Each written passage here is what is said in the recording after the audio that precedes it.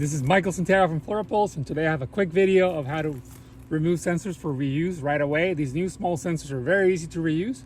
So here we have a sensor that's already been installed and it's been sitting in that tree measuring water potential for a few months now. I want to remove it to then reuse it in a different spot. So it's pretty easy. I've already removed the the batting insulation. So this is what the sensor install looks like. And yeah, you just need a few tools. You're gonna need some pliers.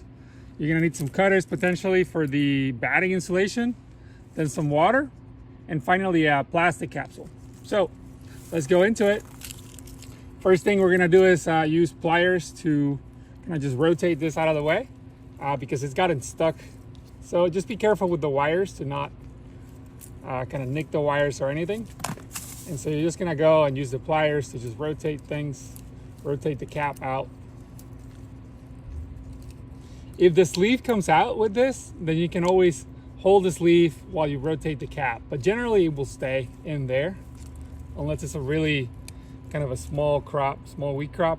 You can leave the cap here for the next use. This will work just fine.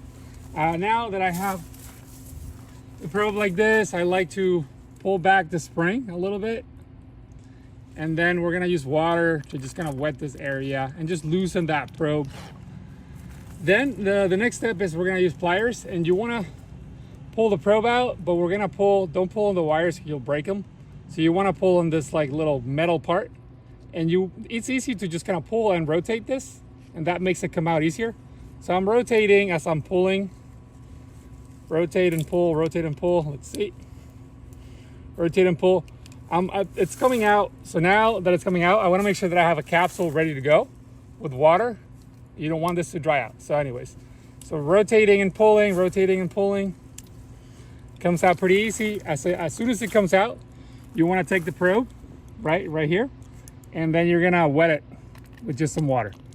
Right, so I'm just going through, and you're just cleaning the probe, removing the excess of this mating compound is cream colored stuff.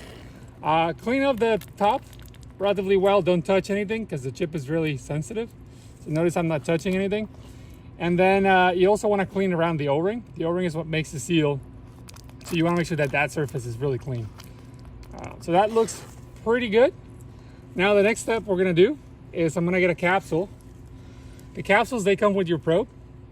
Right, so when you remove the probe, you should keep the capsule. This is what it looks like. And so I don't know if you can tell here, but there's 3 lines. There's 1 line at the top, actually 2 lines, and then 1 line towards the bottom. So we're going to fill this with water up to that first line at the bottom. So we're basically just putting water up to here. If you fill it up too much, the probe will not fit.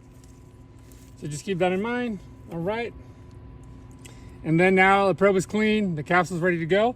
I'm just gonna push the probe in.